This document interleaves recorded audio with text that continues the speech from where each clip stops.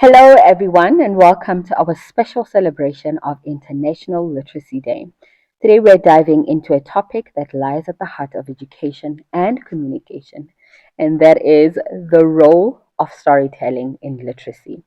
In a world where the ability to read and understand is more crucial than ever, storytelling serves as a vital bridge that connects young learners with the written word. Stories not only entertain but also ignite curiosity, fuel imagination, and provide a framework for understanding complex concepts. They have the remarkable ability to resonate with us, transcending age, culture, and background. Today, I am joined by Emily House, who lives in Cape Town, South Africa, and she is a writer and illustrator that has written numerous children's books. Emily, welcome. Thank you. Thank you for having me, Margaret. Is there anything that you'd like to add more onto your bio? Yes, I think you really covered it. I'm a picture book author and illustrator. I've been doing it only for 5 years, so I'm relatively new to it. But I have a number of books published, both here and overseas. And yeah, I just really enjoy creating stories for children. Okay, so before we get into today's topic, which is the role of storytelling in literacy, I've got an icebreaker for you, and that is what would you title your biography and why? Oh, that is such a tricky question. I'm so terrible at these questions. It'll be something like flying by the seat of your pants, I think, something like that. I Flying by guess the seat of your I pants. yeah, because you know Uh-huh. you never know what life's going to throw up at you, and I've had quite an interesting life so far, and I expect there'll be more to come. So yeah, it's always interesting just to kind of see what life throws at you and be willing to kind of go in different directions, I guess. Oh, okay. And you've just mentioned actually that you started writing and I suppose illustrating 5 years ago. So I'm interested in knowing what were you doing before then? Oh yeah, so I've always been in the storytelling business, but really it's been loads of different things, loads of different hats I've worn. I started off working in television production, and I used to edit videos together a long time ago. So I used to create gardening programs and film review programs and all of that kind of thing back in England. But then when I moved out here, I moved out to help with an NPO, a charity, and I was helping with their marketing and their branding and their graphic design. So I did that for a number of years, and then I moved into producing music festivals. So I've moved all around, but it's always been different creative careers. And then finally, a number of years ago, yeah, about 5 years ago, I kind of remembered that I really wanted to be a children's book illustrator and writer when I was small. In fact, quite obsessively. That was whenever anyone asked that question, "Oh, what do you want to be when you grow up?" It was that, and I kind of along the way had forgotten that.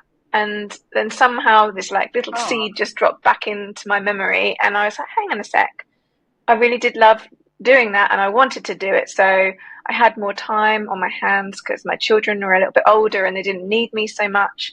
And I think because I had that mental space, I had more creative space to start pursuing that and looking into that as a career. sharing how your journey has been so far with being an author and an illustrator. Oh, it's been really amazing to be working in a field that I just love. It's a real treat to do, something that you enjoy for a job. But Yes. it's also, amazingly challenging. Like no job is easy. You have the really tough Hmm. days. You have the days where things just aren't going to plan. So it's definitely not always a walk in the park by any means, but it is a real, I don't know, a real pleasure, a real honor actually to be able to do what I do and be able to share my stories and for them to kind of be available for other people to read and share and enjoy.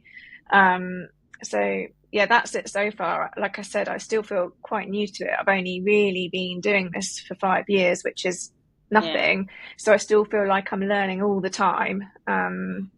So yeah, I'll be interested to see kind of what it looks like in another 5 years' time. Okay. So how has living in Cape Town been, and also just how has it influenced you as an author? Do you carry your Um, experience with having lived in England? I think you never shake your upbringing, like that comes with you wherever you go. So it's you can't separate the two. Mm. Um, I think the biggest thing for me being in South Africa is I just love this country. I think the people are just so warm and welcoming, and the um, beauty, the natural beauty for me is just next level. And so I feel really lucky to be very close to Table Mountain and to be able to go out onto the trails in my free time and just experience that beauty. So I think, you are the sum of your experiences. So I've part of my storytelling and part of my writing comes from my upbringing and where I came from in England, but it's also influenced and inspired by where I live now and the interactions I have with people and the children and all of those things all wrapped up. You can't separate the two. Now we're going to get into a little bit of your writing and your illustrating process, because I think it's very interesting the work that you do. I always find that illustrators probably have the most amazing job. You put out so much of your creativity into books, and looking at the details. Whenever I read for my daughter, I'm always just like, look at this. This is so amazing. I wish I could do something like this. So in terms of like inspiration and just your process when it comes to writing and putting together your illustrations, what would you say the process is? What do you follow? Do you have any Well, set rituals? I don't really have. I don't know if I have really have a process of kind of starting the story. I think the inspiration just sort of strikes. Sometimes it is through overhearing a conversation or having an interaction with somebody and that sparks an idea. Sometimes so that sort of comes more from the writing side, but then sometimes it's actually led by I draw something and perhaps draw a character, and that character I then start to attach a story to. So I've had different experiences of creating. Sometimes it comes from literally from writing something, and sometimes it comes from drawing something. Um, and it's been quite nice to actually experience it from both of those sides and see they all kind of the stories end up coming looking like they're one of mine, but they're just a different way of approaching them each time, which I guess helps to keep it fresh and a bit different, which I enjoy.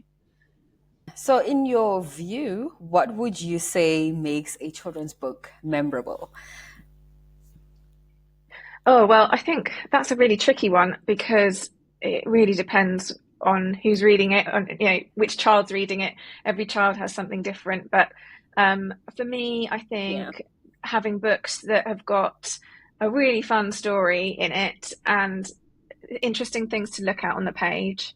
I try to put humor in my books. It's not like the main thread of my stories by any means, but and normally within the illustrations there's some kind of side character doing something or kind of commenting without commenting on what's going on in the scene. And I like to try and keep them interesting like that. But also those books that are the great books are the ones that you want to read over and over again. And I think in my dreams are that the books that I create are ones that children back when they grow up, they kind of go, oh yeah, that was my favorite book when I was growing up. I'd love it to be a classic. I mean, I think that's every author's dream, isn't Yeah. it? But for me, I definitely had books from when I was growing up, like The Tiger Who Came to Tea and Mog by Judith Kerr, and those were really special to me because they really spoke to the child. I think that's the most important thing, is though you've got, as a picture book, you've got to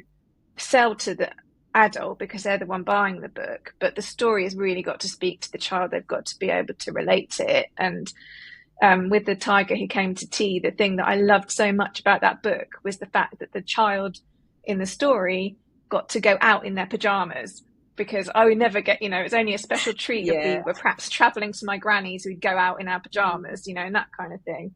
And they went out, they went out for dinner and she was in her pajamas, and that was just, I really remember that. And so, when I had my children, I wanted to buy that book for them. And my hope is that I make stories like that too. Who knows if they'll end up like that, but that's always the dream. Yeah. So I think when you're coming back to the topic of today, which is the role of storytelling in literacy, one of the challenges that we're having currently in South Africa is our learners reading for meaning. A lot of the kids know how to read, however, they do not comprehend what they are reading. And this has prompted my question to ask just around what do you think the role of children's literature has in today's digital age? Well, I really think that nothing substitutes having a physical book. I mean, you can still even have books on screen too, but I think the tactile nature of sitting down with a book and that being your only focus and losing the distractions around you because you have to focus on the page. I think those will always remain. I know that there'll be digital things happening all around us and we can't ignore them, but we've seen that, especially kind of in the pandemic and in COVID, people were buying books because they actually missed it, and people were returning to something that they could physically hold and touch. And I think certainly, especially when as a parent or as a child, that whole experience of being read to by your caregiver, your aunt, uncle, your parents, being able to sit on their lap and you having that special experience with them is something that can't be replaced. Well, I agree with you. I definitely do agree that there's nothing that can ever really substitute for a physical book. Personally, I love the physical Mm. books, and that's what I use when I read for my children. Um, However, we are in the digital era, and I don't know what the future might be looking like for our children in reading. And currently, with tackling this issue of literacy and reading for meaning for our kids, more so in intermediate phase, because I think if the skills are not, set in the kids in foundation phase, when they enter the intermediate phase, it's such a struggle and a challenge for our teachers. How would you define storytelling in the context of literacy, particularly Mm. for Well, I young think, learners? yeah, I think for all of us, like storytelling is one of the first things that we experience, and it's been in existence for years. We've all had fairy tales and folk tales told to us by our elders, and it's just got such a rich heritage. I think now we've got the benefit of being able to add visuals alongside those stories, which really aid the literacy side of things, because people, the kids, before they can even read, they can actually look at an illustration and start to understand it. And those visual cues help with the language side of things too, the sitting side by side like that. So as far as, being impacted by the digital age, I think what we need to do is to foster a love of books, because once you've got a child who loves reading, they become basically an advocate and they want to share it with everybody, and they take it through to adulthood, and then that gets passed down to the next generation. And I think people notice, once you've got somebody who loves to read, their comprehension and the way that they can navigate through life is radically improved. And so we do, if we're fighting against these digital elements that are coming in, we also Yeah. need to find ways to kind of cohabit and do use the digital platforms as a way of bringing in literacy too, still in a storytelling format, so that you're not saying it's this or that. You can say, well, we can use all of these tools to help improve literacy, and that combined will make for a stronger child and stronger comprehension. Yeah, I totally agree. I don't know if maybe you intentionally do this, or maybe this is not something that you're thinking about when you are writing and, illustrating with your books. But would you say that with your stories, there's a particular way that you go about it in terms of trying to address the challenge of young learners reading for understanding? Well, I think anybody who illustrates loves looking at pictures and drawings, and I think by our very nature as an illustrator, we we think and communicate through our drawings, and so we always want to have storytelling as part of that's what illustration is. It's actually storytelling through art, whether that's illustrating for an advert or whether that's illustrating for a story. It's always got a narrative attached to it. And I think actually, I often do this when I go into schools. I actually remove the text from some of the pages of my book on screen and say, "Can you tell the story without the words?" Because you won't necessarily get the full story without the words, but you'll get a decent understanding of what's supposed to be happening, and you'll be able to see the emotions of the child on the page and all of that kind of thing. So I definitely do that as a test for myself too, as I'm going through the illustration process, is imagining that obviously not all my readers will be reading, they'll be just listening and watching. And so you want the story to be interesting for them too, and putting different elements in there, keeping the illustrations full of various different things that they might want to look at or spot, to keep them engaged and interested and make it fun for them too. How would you say that illustrations are able to cater for different literacy levels? Yeah, how do cater for different literacy levels? Yeah. Well, I think that what we have to do, and what we've actually started to see the publishers are doing now, which I think is great, is meeting the kids where they're at. So they don't want to be seen necessarily reading a picture book, because that's seen a bit childish when you're 10 or 11 and you want to be seen as a grown up. But they've started to make books now which are still in a smaller format, like you would with a more middle grade book, but they've got color illustrations in still. So it's about gradually weaning off the pictures and adding in more words.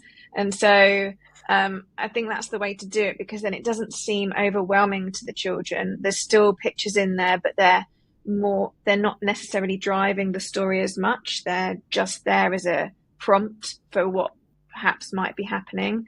And there perhaps aren't as many illustrations, they're only like every few pages, but gradually upping the word count, but not losing them along the way. So the stories still need to be fun and engaging and relatable, but they're just perhaps a few less illustrations, rather than jumping from a picture book straight to purely just a fully text-based book. So, how do you think that teachers can use storytelling as a tool for teaching in the classroom?